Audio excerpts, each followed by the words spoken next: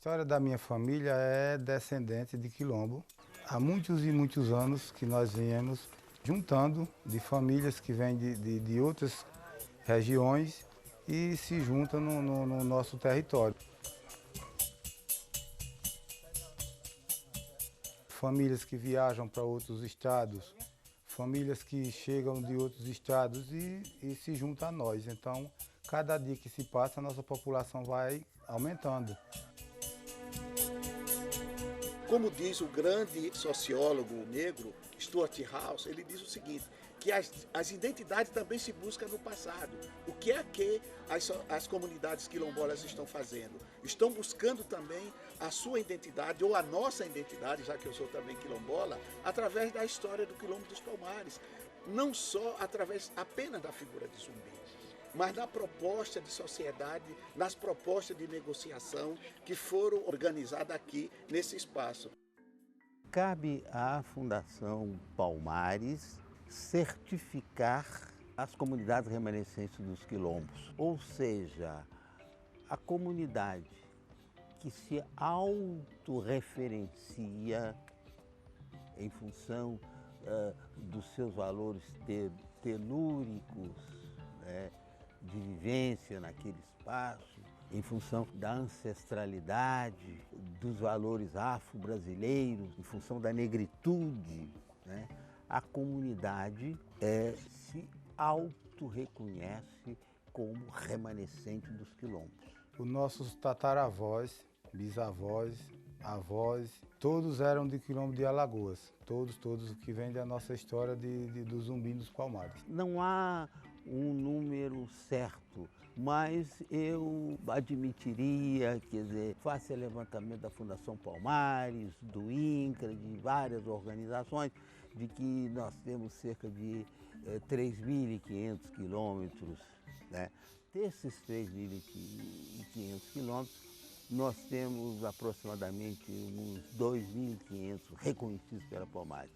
Agora, lamentavelmente, nós não temos 300 comunidades quilombolas tituladas, que aí é a inércia do Estado.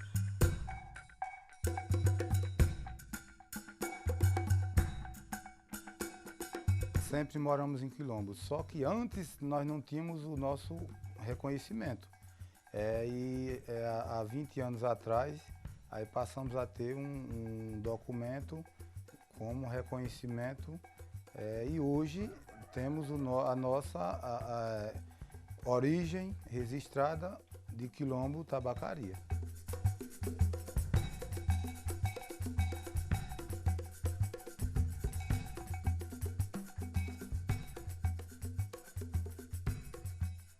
O Quilombo Tabacaria surgiu desde a morte do Zumbi, dos Palmares, e esse pessoal ficaram desabrigados, sem a cobertura dele. Ele era um líder, né, do estado, e por intermédio disso, os quilombos, os remanescentes, não, as pessoas que já viviam no Quilombo dos Palmares há anos e anos, tiveram que sair de lá porque eles corriam o risco de vida. O processo da demarcação da tabacaria foi longo, porque foi um trabalho muito cansativo, né, pelo INCRA, e foram muitas vezes eles caminhando para cá até aprovar a demarcação das terras. A exigência era total, porque a gente passamos, depois do reconhecimento, ainda uns 9 anos ou 10, sem o INCRA entrar em trabalho com a terra. Os dados é quem fala, a cartografia fala, ela é evidente, os gráficos são verdadeiros.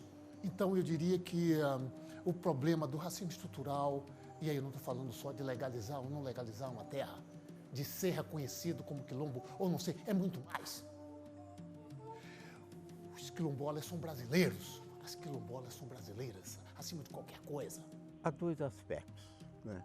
Há o aspecto do preconceito, da discriminação, do racismo, e há o aspecto da propriedade da terra, o latifúndio, né? Isso vem das capitanias hereditárias, vem da Cismaria, não é? Vem da lei de terras, do impedimento para que aqueles que não detêm o poder possam ser proprietários das terras. Então, essas são as dificuldades para que as comunidades quilombolas possam existir pacificamente. Existir pacificamente e terem, digamos, os benefícios da sociedade e do Estado. Quais são as questões que mais acometem o país hoje do ponto de vista territorial? As terras dos povos tradicionais das florestas que estão em jogo. A terra dos quilombos, que é um conflito de esquecimento desde a Constituição. Então você veja que são questões que perpassam séculos. Tem um fundo de exclusão da geografia real permanente desde a existência da geografia no país. Então a geografia brasileira precisa rever o que ensinamos, as pesquisas que tocamos, as nossas responsabilizações com os trabalhos que são publicados e produzidos e reproduzidos. Então, é nesse sentido que eu te falo. Tem uma roupa suja da geografia brasileira que precisa ser feito. Resta provado de que em todos os estados da federação há comunidades remanescentes dos quilombos. Desde quando houve o tombamento da Serra da Barriga, que as nossas famílias saíram como os refugiados e chegaram até o território. Então é equivalente a mais de 310 anos que esse povo chegaram no nosso território.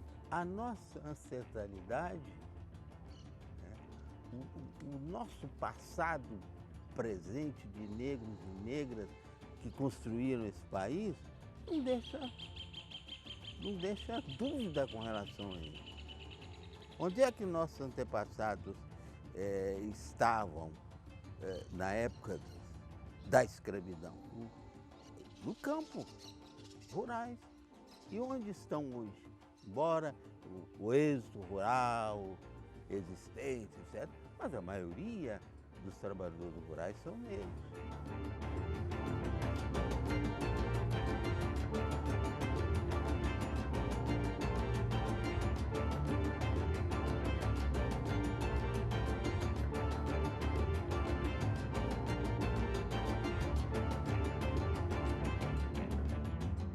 Os fazendeiros, eles aproveitavam os nossos povos para botar eles para trabalhar como na escravidão, em troca de alimento, um prato de comida, quando dava, quando não era enganados. E eles começaram a ter o conhecimento que essa terra quilombola ela era uma terra muito valiosa. Daí começaram expulsando os nossos povos e retirando e eles ocupando. O estado onde existe o maior número de comunidades remanescentes é o Maranhão. Depois você tem o Pará, temos a Bahia, mas também no Rio Grande do Sul, São Paulo, Santa Catarina, Paraná, Minas Gerais, um estado minerador, os estados do Nordeste, região canavieira, Goiás, mineração.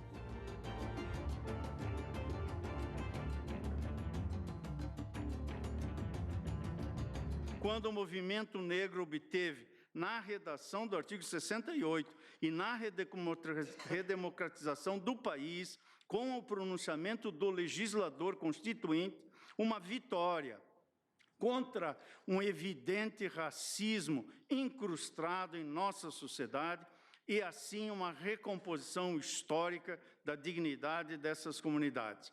É inegável a relação entre a aquisição da propriedade das terras e a inclusão desses grupos nas políticas públicas de saúde, educação, incentivo à produção agrícola, pois antes, aos olhos do direito então vigente, os remanescentes das comunidades quilombolas não eram mais que invasores de terras sem nenhuma garantia jurídica. Houve uma investida contra o decreto.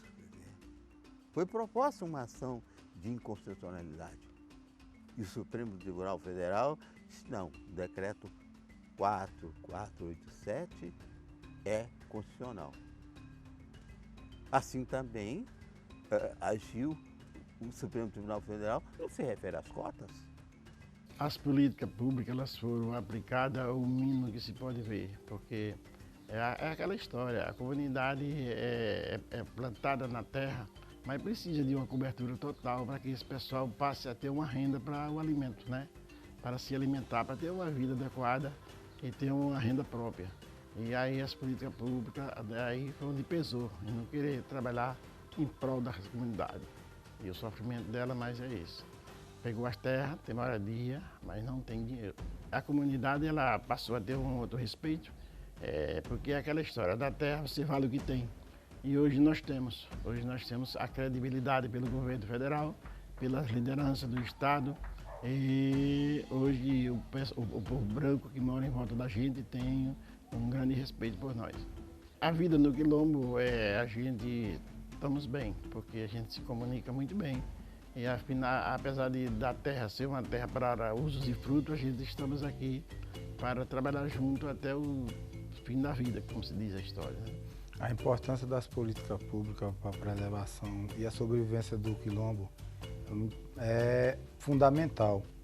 Por quê? Porque é disso que nós dependemos. Então nós sempre batemos nessa tecla. Políticas públicas para o desenvolvimento da nossa comunidade. Minha mãe é uma representante, junto com meu pai, do reisado. Então eles ensinam os netos, bisnetos e as crianças da comunidade, para não perder essa origem da nossa cultura.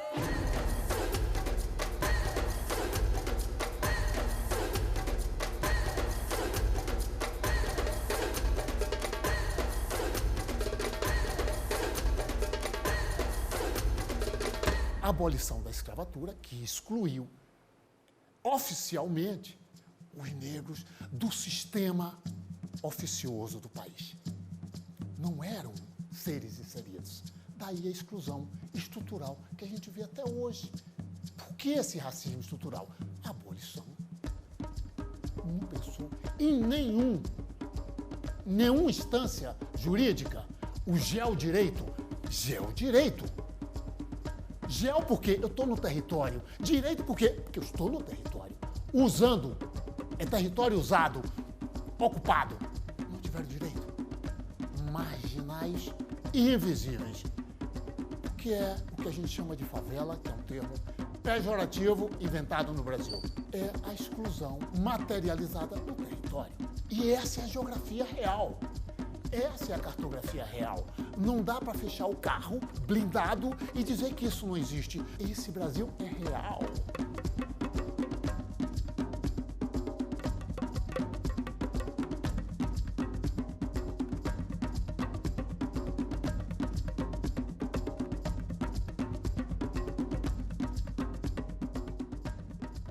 Sobre a defesa dos direitos das comunidades quilombolas, os marcos legais mais importantes são a Convenção 169 da OIT e o próprio texto constitucional, porque a Constituição Federal de 1988 ela vai trazer de forma expressa a previsão do respeito à tradição, à cultura, à religião dos povos tradicionais brasileiros, e aí estão os povos, né, remanescentes dos quilombos. A Fundação Cultural Palmares nasceu num contexto especialíssimo para o país. Não é? Ela é de 1988, nós estávamos a registrar os 100 anos da abolição da escravatura e nós estávamos entrando no processo democrático do país. Vínhamos de uma ditadura. Mas o que é mais importante que isso tudo, ou tão importante quanto isso tudo, é que a Fundação Palmares vem de uma reivindicação do movimento negro e de seus aliados. Quer dizer, nós, militantes do movimento negro e as negras, reivindicamos isto do Estado brasileiro. O espaço territorial ele é fundamental para que as comunidades quilombolas consigam uma existência digna e elas consigam, através da sua própria terra, se manter. A Constituição de 1988 vai trazer esse direito à demarcação, à propriedade das terras tradicionalmente ocupadas pelos povos remanescentes dos quilombos. Há uma diferença entre quilombo, evidentemente, e comunidade quilombola. O quilombo, para nós, pesquisadores, né, e professores, ele tem uma característica porque ele organizou-se desde que o primeiro africano e africana que chegou até o final da escravidão em 1888. Que uma das características era que esses homens, essas mulheres, eles buscavam a liberdade, né, se organizando em uma sociedade, na época colonial, que era ao mesmo tempo uma resistência ao sistema colonial, mas também era ao mesmo tempo uma resiliência, porque dentro do espaço quilombola, eles foram capazes de organizar uma sociedade, que essa sociedade ela dialogava diretamente com a sociedade colonial, criando ao mesmo tempo forma de organização como o casamento, como a agricultura, totalmente diferente da sociedade colonial. O quilombo era um espaço de resistência, era um espaço de resiliência daquelas pessoas que buscavam a liberdade. E as comunidades quilombolas, elas são hoje um espaço contemporâneo, né, de resistência, que elas têm a terra como um bem coletivo, isso é muito marcante, e tem toda uma trajetória de fazer que passa de geração para geração dentro dessas comunidades quilombolas. A introdução da história e da cultura afro-brasileira no currículo escolar, não obstante seja um texto de lei, esteja garantida em lei, infelizmente ainda não é uma realidade em muitas escolas Brasil afora. Os movimentos negros têm ajudado muito a colocar este tema em pauta e a solicitar e até reivindicar mesmo que medidas sejam adotadas para que essa legislação seja de fato aplicada, né, seja observada. A educação escolar quilombola, ela precisa ser muito mais assistida nessas comunidades. Os projetos na área de habitação, na área de saúde, principalmente na área de saúde, que é um problema seríssimo. Então, precisa-se realmente fazer mais investimento. Com isso, eu não quero dizer que já houve conquista. Claro que foi criado o programa Brasil Quilombola, que deu um grande impulso para o desenvolvimento e para que haja uma certa mobilidade social, principalmente da juventude quilombola que reside nessas comunidades. Acredita-se que, segundo alguns linguistas, né, que haja cerca de 600 línguas banto, né, entre 500 e 600 línguas banto, esses números variam, e algumas delas marcam o léxico corrente no Brasil. Dizer banto é uma classificação, antes de mais nada, linguística, de línguas que vêm abaixo da região dos Camarões, né, até o sul do continente africano. Ter o ensino da história, da cultura afro-brasileira no currículo escolar é fundamental, porque nós precisamos conhecer a nossa história, nós precisamos respeitar os nossos povos originários, e isso precisa estar presente na formação dos nossos filhos, na construção das gerações futuras. Conhecer a sua história é poder se situar melhor no mundo. É preciso também que os próprios educadores, é preciso que as próprias secretarias de educação estejam comprometidas. A situação das comunidades quilombolas no Brasil e em Alagoas, de uma forma geral, precisa mudar. Porque quando você analisa a situação socioeconômica dessa população, são as mais vulneráveis. E para a sociedade brasileira e para o governo brasileiro, de uma forma geral, essas comunidades são invisíveis. Um outro ponto, que é a política de Estado também, que a isso se dá na segunda metade do século XIX, que é como nós somos contados. E aí a gente vê uma política de embranquecimento real com a invenção do pardo. Até hoje, nós sempre que nós vamos ter, ano que vem, o pardo está lá. Um país continental como esse, ao longo do fim do século XIX até agora, início do século XXI, nós temos o quê? Um país continental onde a maior parte da população é parda. Eu precisei de sair da comunidade quilombola para estudar porque não tinha escola aqui na nossa comunidade. Daí, a única oportunidade que eu tinha era de me deslocar até outro povoado a pés, que não tinha transporte. Saindo daqui 1 hora de relógio a pés para estudar. Discriminação,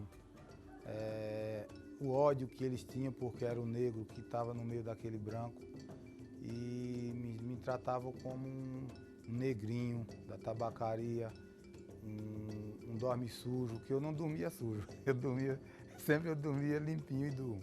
Mas eles tinham preconceito. Daí, graças a Deus, eu consegui superar. E isso hoje serve de exemplo que nós passamos para nossas crianças, nossos jovens, que não baixa a cabeça e não desiste dos seus sonhos. E hoje eles estão aí, na rotina, aí na porta de estudo e do conhecimento. Uma palavra de esperança. Esperança de que nós possamos juntos, brancos, negros e indígenas, acabarmos com o preconceito, a discriminação, entendeu? Que nós possamos ter um Brasil mais igual, né? Um Brasil menos desqualificado quanto à distribuição de renda e que a comunidade negra possa efetivamente gozar dos benefícios da sociedade e do Estado. Eu quero ver negros e negras nos aeroportos como tripulantes e não como integrantes da equipe de limpeza. Eu quero ver negros e negras dentre os quase 400 bispos da Igreja Católica. E eu quero ver negros e negras oficiais superiores das Forças Armadas. Eu quero ver negros e negras na Ordem dos Advogados do Brasil. Eu quero ver negros e negras nas associações médicas e assim por diante. É palavra de esperança, porque hoje nós já temos negros e negras nas universidades,